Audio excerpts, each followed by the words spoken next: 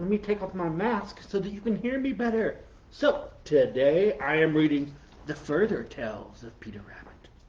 Whenever one tale isn't enough, you have further tales.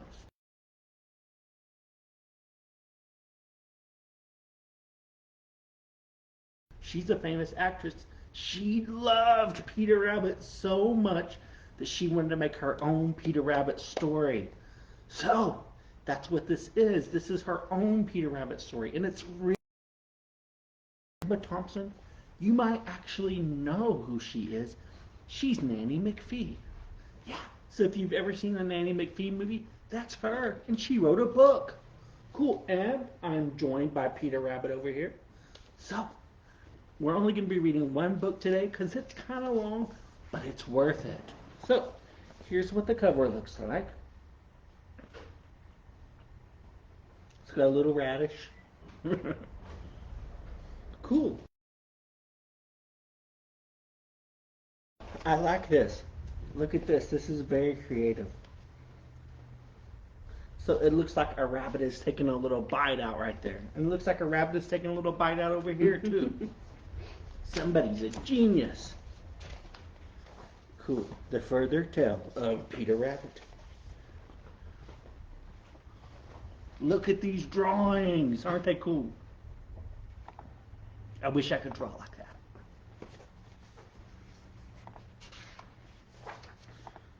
Okay.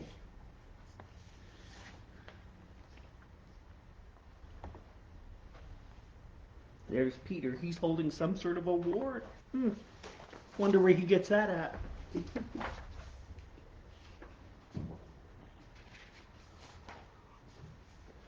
Okay.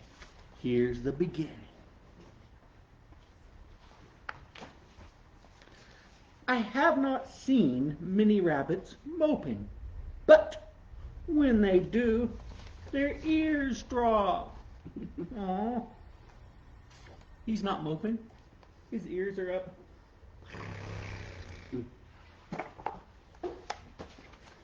Poor Peter Rabbit. Peter Rabbit was in low spirits. It had been a rainy summer. His blue coat had been torn by briars, and his shoes were hurting. What I need, he said, is a change of scene. Benjamin Bunny advised against it. Too many carts on the road, he said. Too many owls and too many foxes. There he is, all upset. And this dude's just warning him against it. He's like, hey, no, don't go there. Discouraged, Peter squeezed under the gate into Mr. McGregor's garden, intending to steal a lettuce. You remember what happened to him the last time he was there. What should he find? By the greenhouse, but an interesting looking basket, smelling of onions. He opened it and he climbed in. Wonder what he's gonna find in there. And look at this bird. Look at this bird right there. The bird's like, "What are you doing, man?"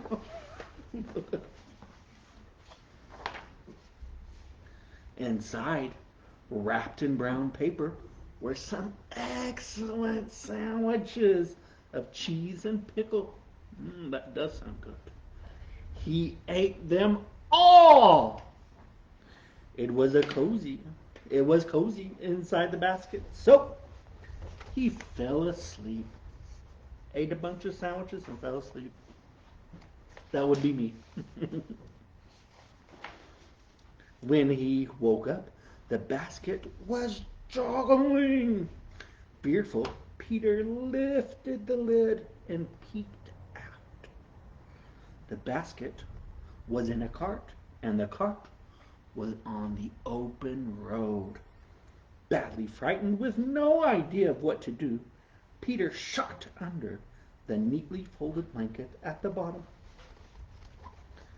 There he is, on the cart. They're just riding along. Poor Peter, he's all scared. The juggling went on for a very, very, very long time.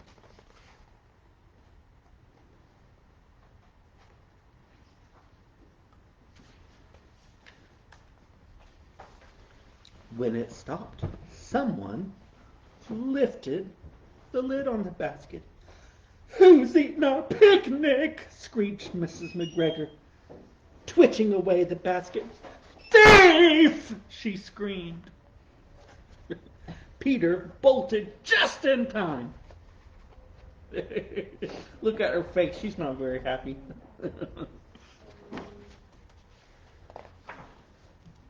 He ran until he could run no more. Panting at the foot of a tall pine tree, he looked about. A stream ran clear over the mossy gray stones, harebells bobbing at the rim. The call of a buzzard made him look up in fright to see high purple hills. Peter, who had a sore paw from running, limped out and stared. He had left his shoes in the basket. This always happens to him. Anytime he goes somewhere, he loses his shoes.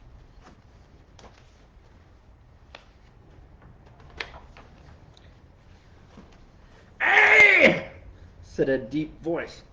"No matter where you've been, no matter where we've been or where we're going, 'tis the hills that draw us back."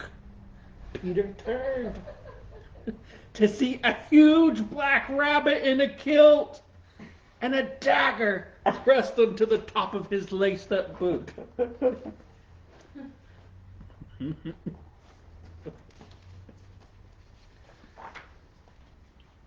"You'll be Peter Rabbit," said the giant. Peter nodded. "Finley McBurney at your service. Knew that your disappearance came up with the mail coach. Your mother's fit to be tied. Follow me." So this rabbit had heard that Peter was missing. Peter followed. He thought it was better not to mention the sandwich basket. Yeah. He's not going to tell him it was his fault that this happened to him. It's always his fault. The Scottish burro was hung with bunches of bog cotton. Check it out, dude. Bog cotton. Yes. The sharp Miss McBurney, her ears tied in a neat knot, met Peter with a bowl of steaming porridge. Porridge is like oatmeal. Yes, indeed. He was put to bed with much kindness on a sack filled with sheep's wool and heather. There he is. He's tired after his journey. Look, this little girl's like, "Hey, what's happening?" When he awoke, Miss McBurney had made potato scones for his breakfast. "Hurry now, dearie," she said. "Today's the big day. Finley's defending his title." "Oh, good," said Peter, not wishing to appear ignorant, even though he had no idea what defending his title meant.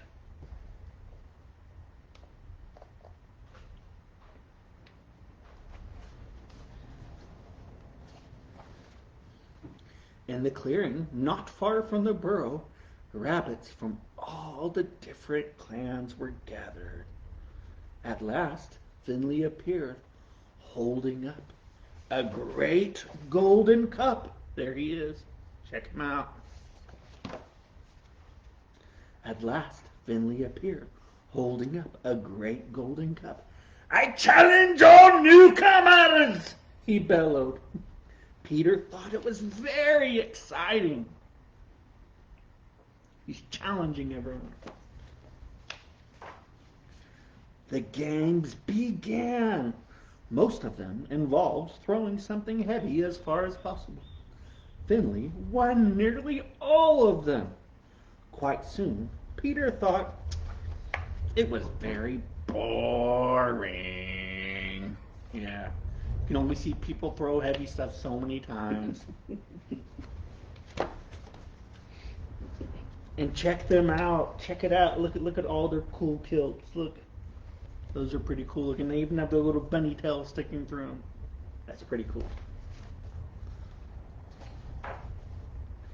To the side, the bracken was flattened into a path, which Peter followed cautiously. He came upon a sign which read, "Keep out."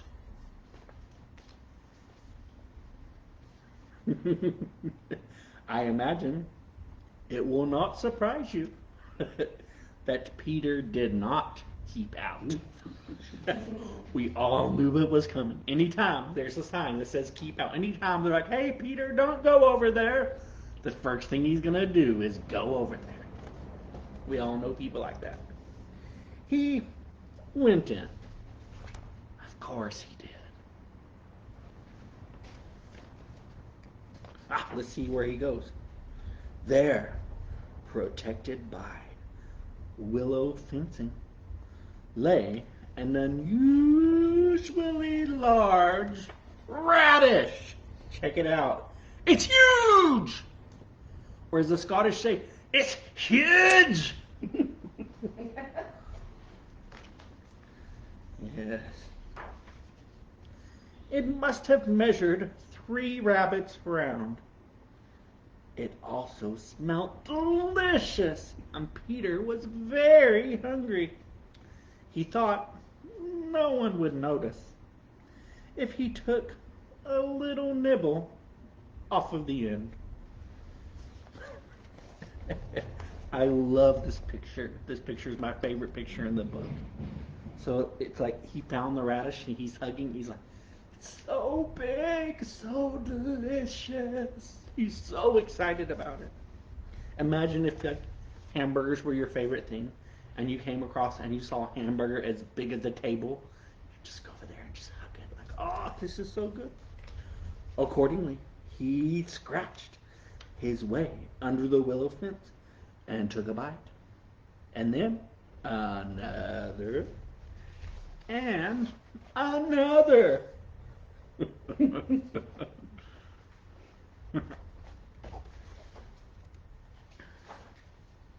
By the time Peter had stopped eating, he was inside the radish. Crazy, huh? Look.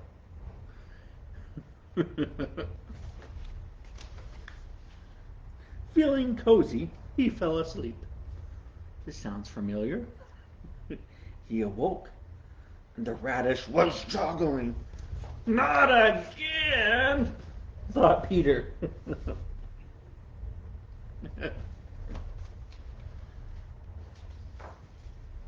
All of a sudden, the radish was tipped up, and Peter tumbled out. But nobody noticed.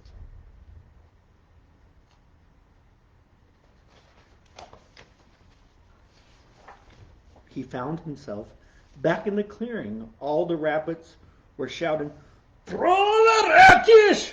Throw the radish!" "Young cousin Peter," boomed Finley, "be a good wee bunny and toss me yon radish."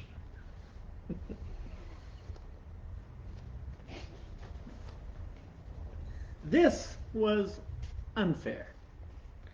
Finley knew the radish was far too heavy for a little rabbit to throw all by himself. But he did not know the most of the radish inside was gone. He didn't know it. did not know that most of the inside of the radish was actually inside Peter. Peter picked up the radish by its top knot. Everyone laughed at him. Peter whirled the radish around his head and let it go.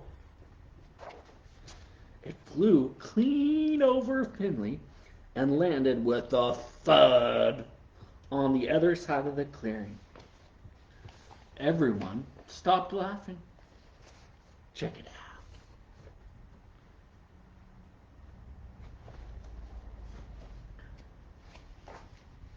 Then a rabbit and a tam o' shanter yelled, "Peter Rabbit wins the cup!" Peter was raised aloft on dozens of rough paws and bounced about until he felt sick. He won. They thought he was the strongest rabbit there.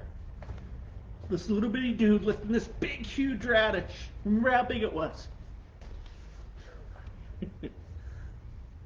I am sorry to say that he had eaten far too much radish.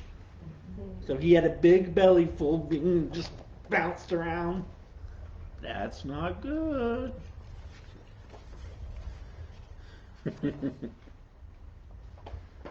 When they put him down, Finley came up with the cup. "Aye, you've won fair and square, laddie," he said. "The cup is yours."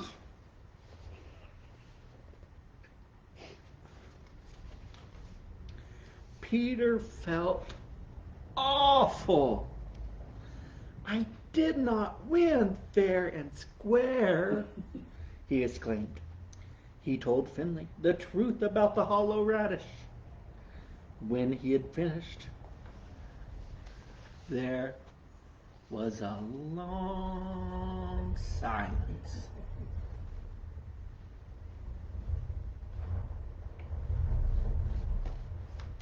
What do you think's going to happen? Finley finally threw back his ears and roared with laughter. Bet you didn't think that was going to happen. Finley kept his golden cup, and Peter's clever trick became the greatest story in the history of the games. He's like, okay. We'll say you won this time, but I keep the cup. Just because they thought it was really funny. They all feasted on young turnips and the remains of the radish. Everyone was very cheerful, but poor little Peter, he was getting homesick. Yeah, they had a really good time. Lots of radish. Look, there's a bagpipe. Nothing's more Scottish than a bagpipe. The very next day, Finley hid him behind a sack of letters on the mail coach. Going south, Miss McBurney had mended his blue jacket and gave him a fat little haggis for his mother. That's a little piece of meat. "Haste ye back, wee cousin Peter," said Finley. Then he coughed and turned away. Something seemed to have gotten in his eye. Oh, he was going to miss Peter. Peter thought it was a midge. Look right there. That's the haggis. I don't think I would want to eat the haggis. There was a great rejoicing in the sandbank when Peter arrived home. His mother had worn herself into a frazzle in his absence. Everybody was happy to see Peter. She did not mention the shoes. He always loses his shoes. Peter was made to tell the story of the giant radish again and again. Benjamin Bunny always paid it particular attention. He loved the story. One morning, as the first leaves were turning, he crept up beside Peter. Next time, you need a change of scene, he said. Can I come?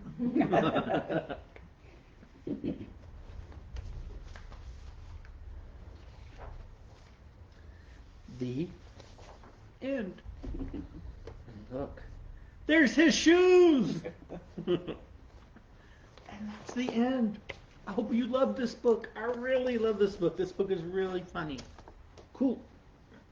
So, we made a cool Peter Rabbit craft. I made a cool Peter Rabbit craft. Here, let me show it to you. So what I did was I just got 2 pieces of construction paper. You can see if you look on the back. I got a big piece of blue and I taped it to a big piece of green. You can see there's the green, there's the blue. And I just got this picture of some flowers. We had an old calendar lying around. I just took the picture off the calendar, just cut it off.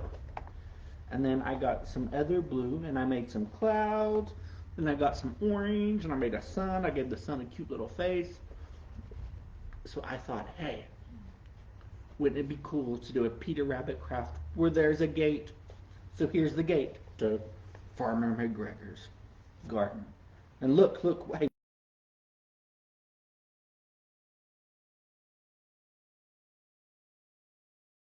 And I just took a picture of Peter Rabbit off the internet. It was quite easy. So look, bah, Peter Rabbit. Bah, Peter Rabbit. Yeah. Cool. This was super, super easy. And this right here, I just glued some popsicle sticks to make them into a gate. And I drew some little bitty lines on it to make it look more like wood. Cool. This is super easy. You could do it. You could even have other stuff inside it. If you want to have Bob, Benjamin Bunny, whatever you want to do with it. Cool. Next time, I'll be reading 2 more rabbit books. Oh, yes, indeed you do. So we'll be reading Peter Rabbit. Where is Peter Rabbit? This is a cool lift the flap book. So it's kind of like that little craft that we just did. This one you'll lift the flap and you'll see, hey, where is Peter Rabbit? We'll see if we can find him. And we're also reading a brand new book. This book never been read before. This one just came out earlier this week. This is called Rabbit, Rabbit, Rabbit. This is a really funny rabbit book. I think you're going to like it. Cool. So please join me for story time next time. And please join. I think Peter Rabbit might be coming back for some more. And I'll see you boys and girls next time. Thank you very much for joining me. And until then, just keep reading. See you later. Bye.